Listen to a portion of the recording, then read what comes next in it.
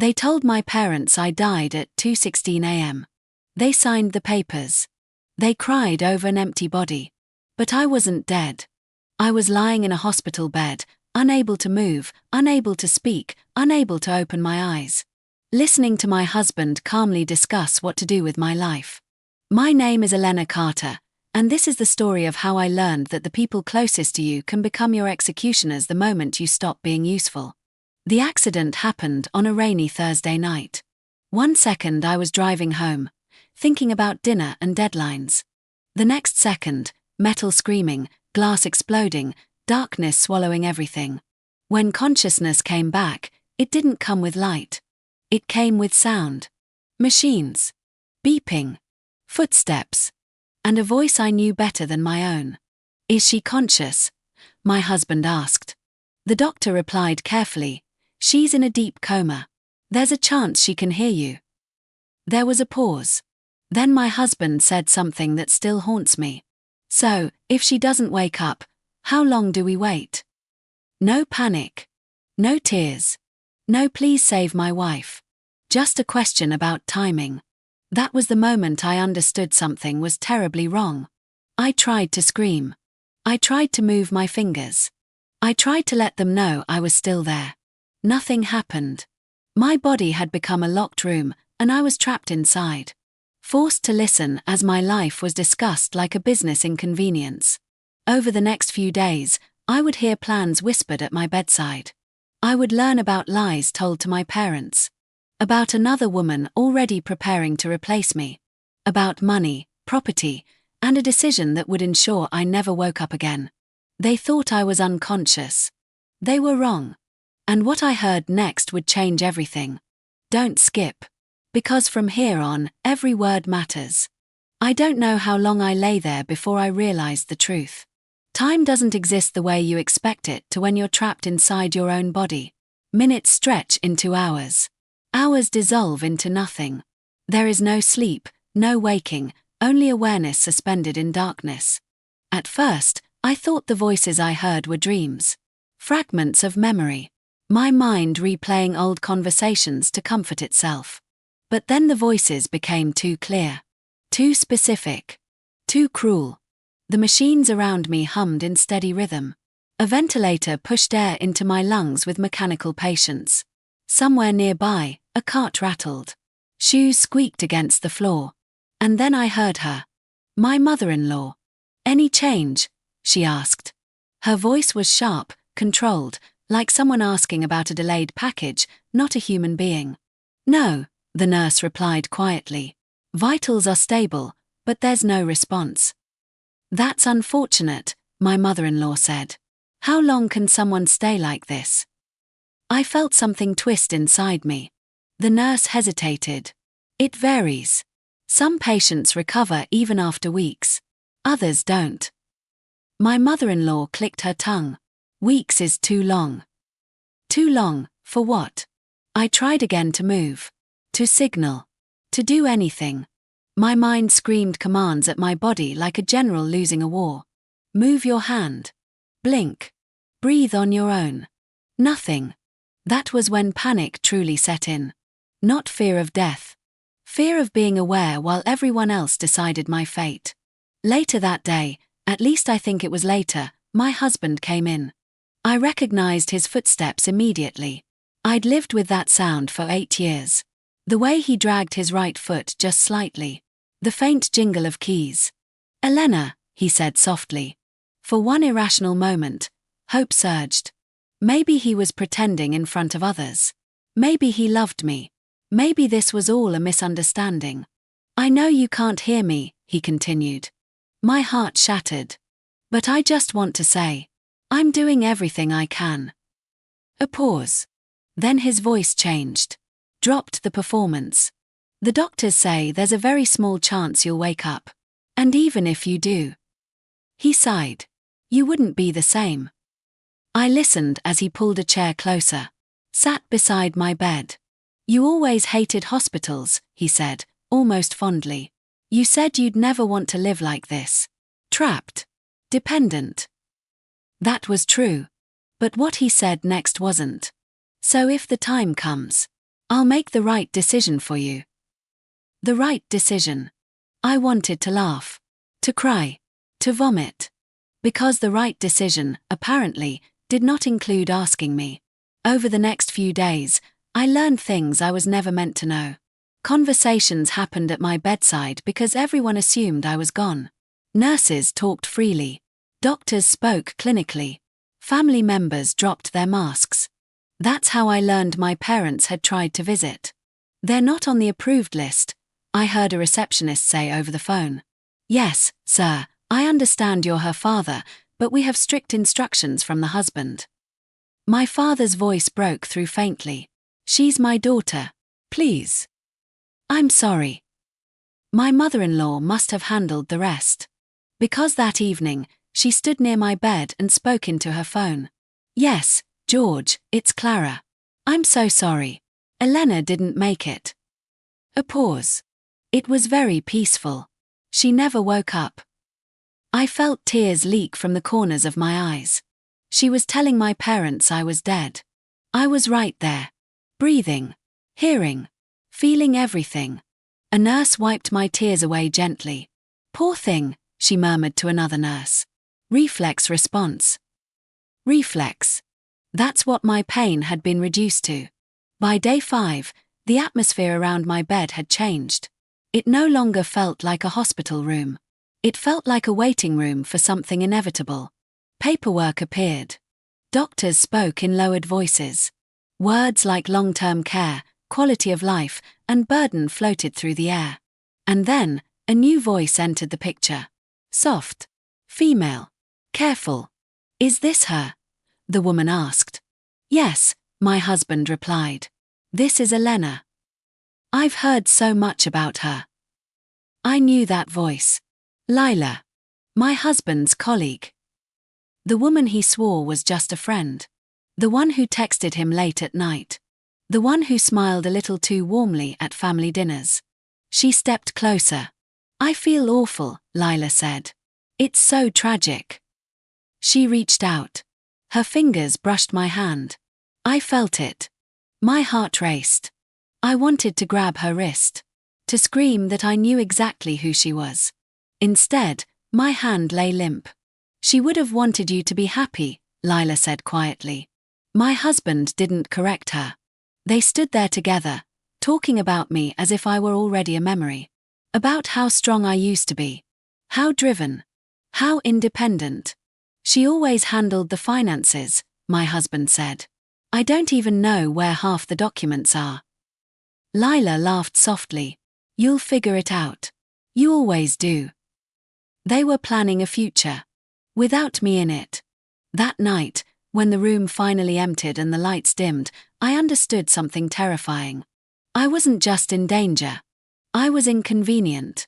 And inconvenient people don't get saved. They get erased. I didn't know how long I had. But I knew one thing for certain. If I didn't wake up soon, someone else would decide when I stopped breathing.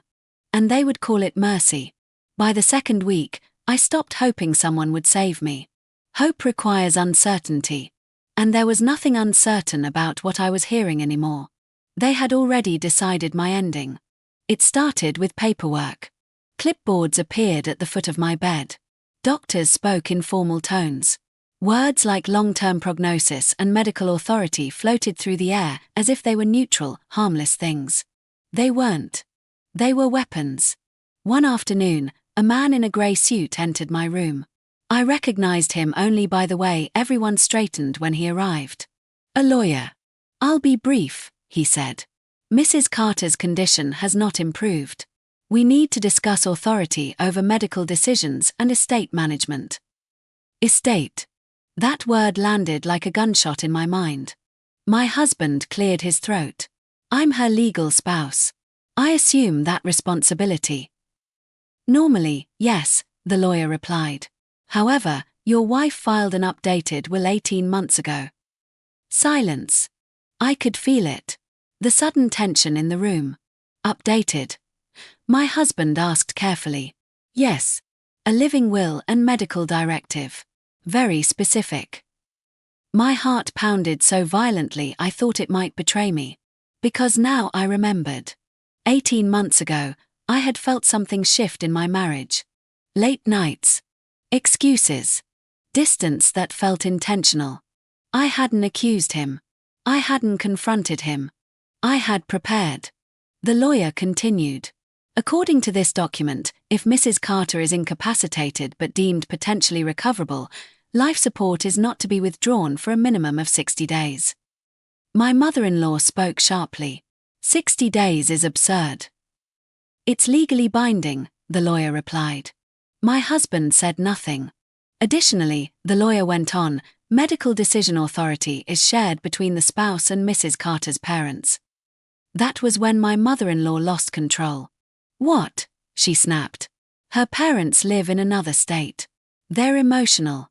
They don't understand the situation. That's not relevant, the lawyer said calmly. They have rights. I felt something unfamiliar bloom inside me. Not hope. Power. Because they hadn't known about the will. My husband finally spoke. And the assets. The lawyer glanced down at his folder. All major assets are held in Mrs. Carter's name. In the event of her death, they are placed in trust. The beneficiary is. He paused. Not the spouse. The room went cold. What do you mean not the spouse? My husband asked. The trust bypasses you entirely, the lawyer said. Funds are allocated to Mrs. Carter's designated beneficiaries and charitable allocations. My mother-in-law laughed sharply. That's impossible. She wouldn't. She did, the lawyer interrupted. It's signed, notarized, and filed. There was a long, dangerous silence. I wished I could see their faces. Because I knew that look. The look people get when a plan collapses. After the lawyer left, they didn't speak right away. Then my mother-in-law said quietly, that changes things. My husband exhaled slowly. She planned this. Of course she did, Clara replied. She was always suspicious. Always controlling. Controlling. For protecting myself. If she wakes up, my husband said, everything stays frozen. The house. The accounts. The company. And if she doesn't? Clara asked. He hesitated. Then said, the trust activates. But we get nothing. Clara leaned closer. I could hear the shift in her voice. Then the problem isn't her condition, she said. It's timing. I understood immediately what she meant. They didn't need me to die. They needed me to die after the restrictions ended. That night, I didn't hear machines. I heard whispers. Low. Careful. Calculated. She's stronger than we thought, Clara said. But not strong enough. What are you saying? My husband asked. I'm saying accidents happen, she replied. Hospitals make mistakes. Dosages get confused. Records get adjusted. My blood ran cold. That's murder, he said. Clara scoffed. No. It's mercy. And paperwork. There was a pause. Then a third voice joined them. Lila. I don't like this, she said softly. But, we can't live in limbo forever. My husband didn't argue. That was when I realized something even worse than their plan. They had already justified it. In their minds, I wasn't a wife. Or a daughter. Or a human being. I was a barrier. Over the next few days, their visits became less frequent, but more intentional. They checked charts. Asked about medications. Requested privacy. One evening, when they thought no one else was around, Clara spoke openly. The sedative she's on suppresses brain activity, she said. Increase it slightly, and no one questions the decline. My husband swallowed. And if someone notices? Doctors expect deterioration, she replied. Especially with comas. Lila whispered, what if she hears us? Clara laughed. She can't even blink. I wanted to prove her wrong so badly it hurt. But my body remained silent. The worst moment came 3 days later. A nurse stood by my bed, adjusting my four. She's been crying, the nurse murmured. Tears. More frequently. My husband smiled gently. Reflex. The nurse frowned. Sometimes it's not. He leaned closer to her. Listen. My wife wouldn't want to live like this. We're doing what's best. The nurse didn't look convinced. After she left, my husband bent down beside me. You always hated losing control, he said quietly. This would destroy you. He brushed my hair back. So let go. That was the moment something inside me hardened. I stopped begging my body to wake up and started demanding it. Because I finally understood the truth. They weren't waiting for me to die. They were preparing to finish the job. And if I didn't come back soon, they would make sure I never did. The night they made the decision, the hospital was unusually quiet. No carts rattling down the hall. No hurried footsteps. Just the steady hum of machines and the faint glow of fluorescent lights bleeding through my closed eyelids. It was close to midnight when they came. I knew it was them before they spoke. Fear sharpens awareness in ways nothing else can. My husband's footsteps. Measured. Controlled. My mother-in-law's heels. Sharp. Confident. And behind them. Lila. The door closed softly. We don't have much time, Clara said. The 60-day clause protects her longer than we thought. We can't wait. My husband lowered his voice. You said this could be handled quietly. It can, she replied. If we stop hesitating. I lay there, frozen, every sense screaming. She's stable, Lila said. That makes it harder. No, Clara corrected. That makes it predictable. There was a pause as papers rustled. I spoke to a colleague, Clara continued. Someone who understands how hospitals work. An increase in sedatives. Gradual. The chart will show neurological decline. My husband exhaled sharply. And the staff? Rotations change, she said.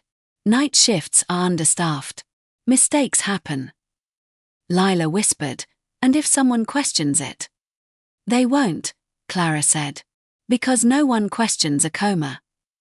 I felt my heartbeat accelerate, pounding so violently the monitor beside me began to quicken. Keep your voice down, my husband snapped. You'll trigger an alarm. I wanted it to alarm.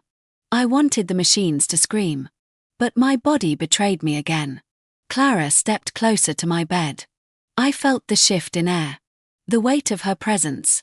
She looks peaceful, she said. Almost grateful. I would have laughed if I could. Tomorrow night, Clara continued. We speak to the doctor.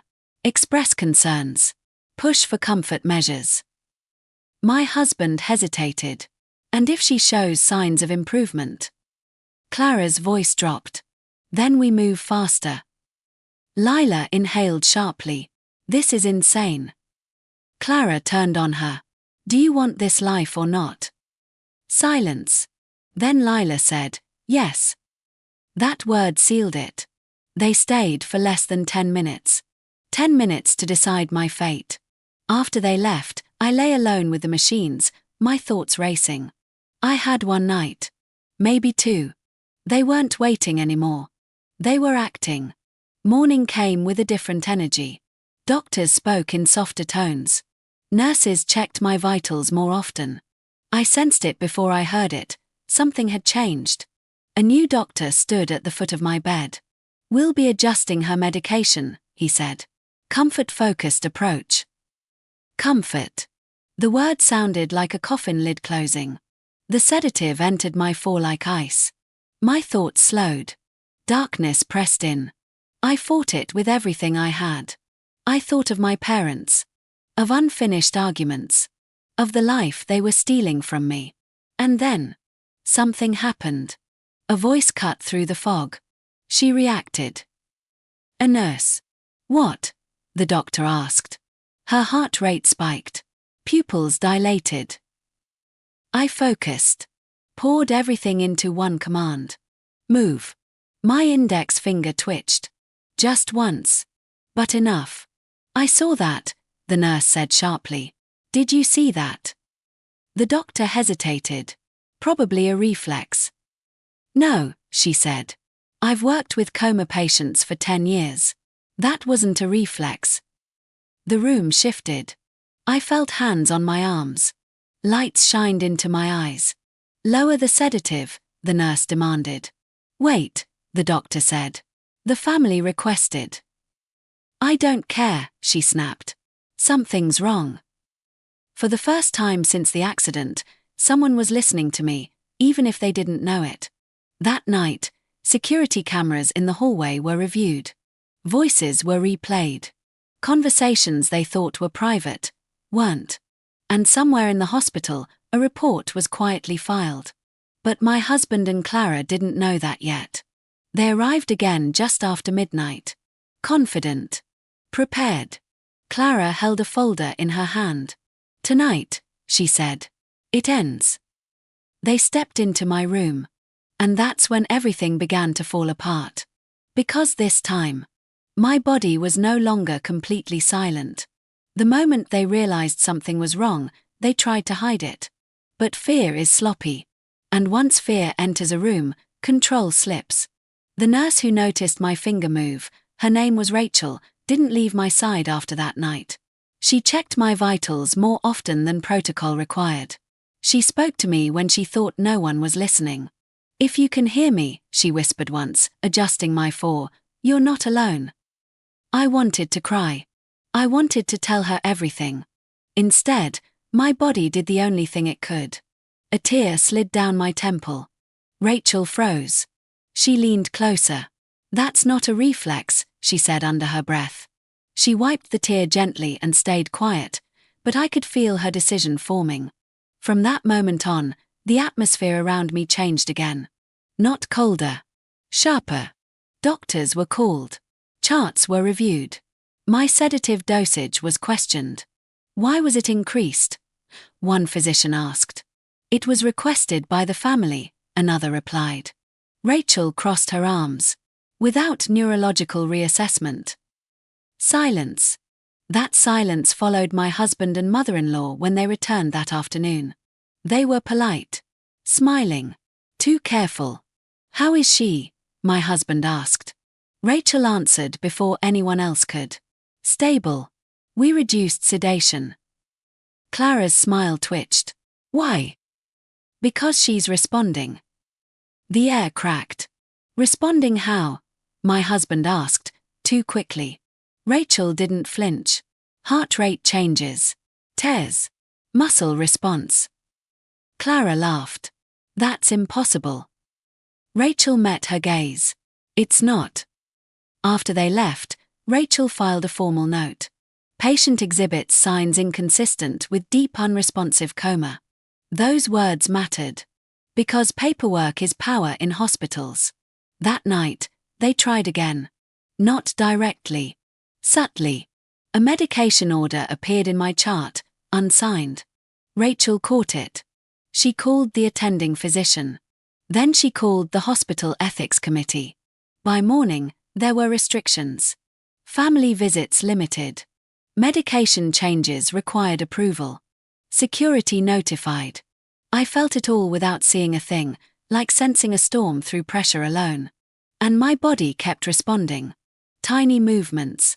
Changes in breathing. Eyes fluttering beneath closed lids. Each response felt like dragging myself through concrete. But I did it. Because I knew they were watching. On day 18, my parents arrived. Rachel had called them. Not officially. Quietly. When my mother's voice broke through the fog, something inside me shattered open. Elena, she whispered. Baby, if you can hear me. I focused harder than I ever had in my life. My finger twitched. My mother gasped. Oh my God, she sobbed. She moved. She moved. Doctors rushed in. Tests were ordered. Scans reviewed. And suddenly, after weeks of dismissal, they couldn't ignore me anymore. My husband arrived an hour later. His face was pale. Controlled. Furious beneath the surface. What's going on? He demanded. The doctor spoke carefully. Your wife is showing signs of emerging awareness. That's not possible, Clara snapped. The doctor looked at her. It is. And we're adjusting treatment accordingly. My husband leaned close to me. So close I could feel his breath. Elena, he whispered. You need to rest. I wanted to laugh. Because for the first time, he was afraid of me. That night, security footage from the hallway was reviewed again. Clara's voice. Lila's hesitation. My husband's silence. It was all there. And while they were scrambling to contain the damage, my body crossed another line. My eyes opened. Just for a second. Long enough for Rachel to see. She smiled through tears. She's coming back, she said. And she heard you. I couldn't speak yet. But they knew. They all knew. The woman they tried to erase was still here. And she was waking up. The first thing I felt was pain. Not the sharp, blinding kind, but a deep, aching heaviness, like my body had been buried underground and was slowly being pulled back to the surface. Sound came next. Beeping. Voices. Someone saying my name. Elena. Elena, can you hear me?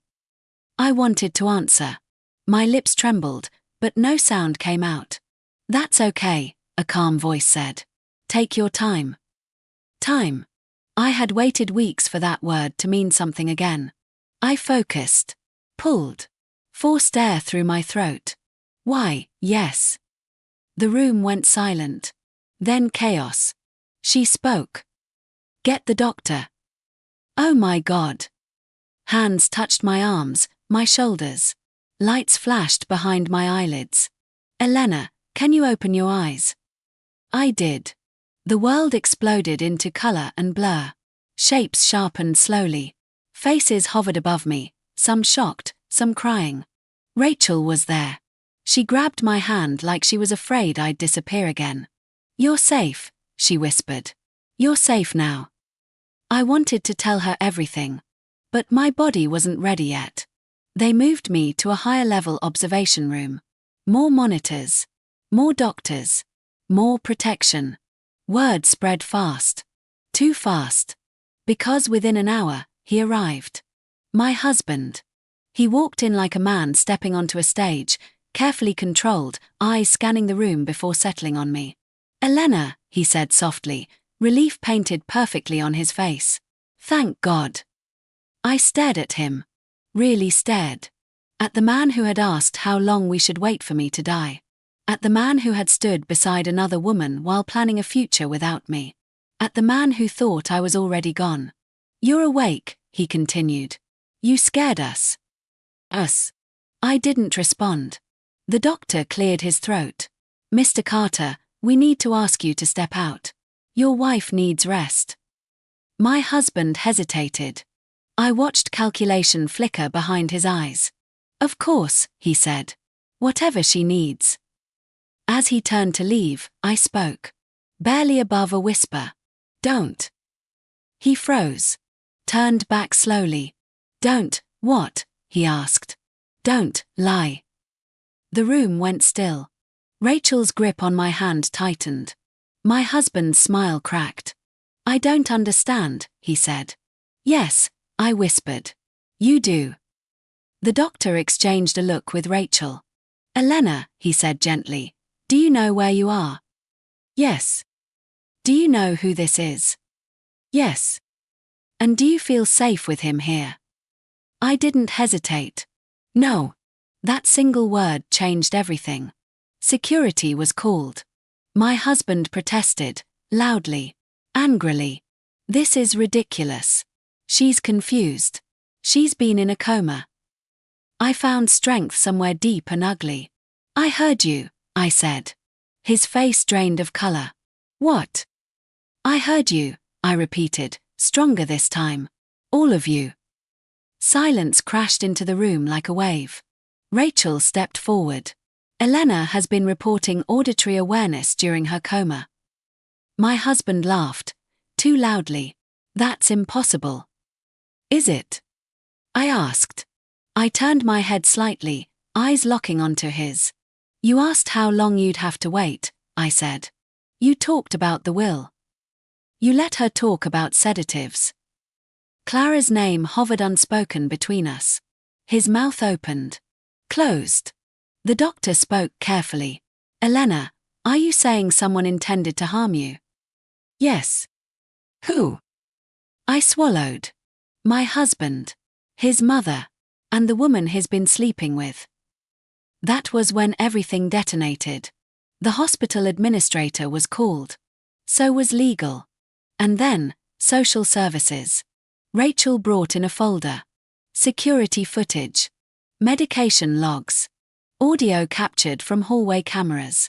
They had thought whispers were safe. They were wrong.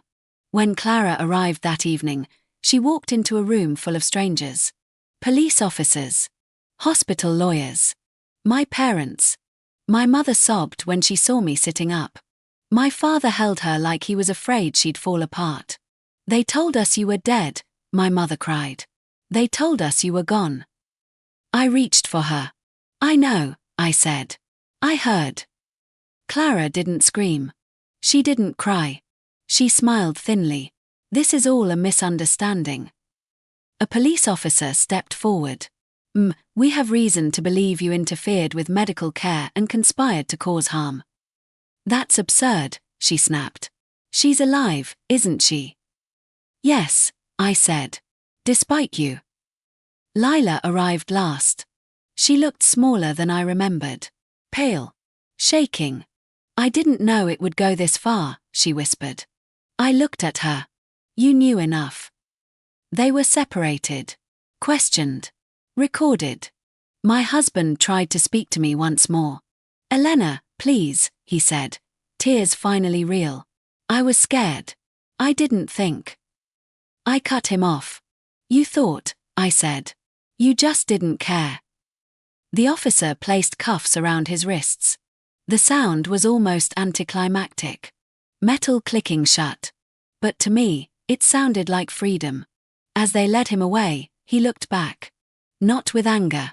With regret. It didn't matter. Because regret doesn't undo intent. That night, for the first time since the accident, I slept. Not unconscious. Not trapped. Asleep. And when I woke up, the war was over. All that remained was justice. The courtroom was colder than the hospital. Not in temperature, but in intention. Hospitals are places where people pretend they want to save you. Courtrooms are where the truth doesn't care what anyone wants. I sat in the front row between my parents, my hand still weak but steady. The scar along my temple throbbed faintly, a reminder of how close I'd come to never sitting there at all. Across the room, my husband, Mark Carter, looked smaller than I remembered. No tailored suit. No confident posture. Just a man in a wrinkled shirt, hands clasped tightly, eyes darting toward exits that no longer existed. Beside him sat his mother, Clara Carter, rigid and unrepentant. Her lips were pressed into a thin line, her chin lifted as if she were still in control. She wasn't. And she knew it. The judge entered. Everyone stood. And just like that, the story they tried to erase became public record. The prosecution didn't rush. They didn't need to. They laid everything out piece by piece, the way you dismantle a lie carefully, so it collapses under its own weight. Medical records showing unauthorized pressure to increase sedation. Security footage capturing whispered conversations in hallways. Witness testimony from nurses, doctors, administrators. And then, me. When they called my name, the room shifted. I stood slowly, my father's hand steadying my elbow. I faced the jury. I was conscious, I said. My body couldn't move. My eyes couldn't open. But my mind was awake. Mark stared at the floor.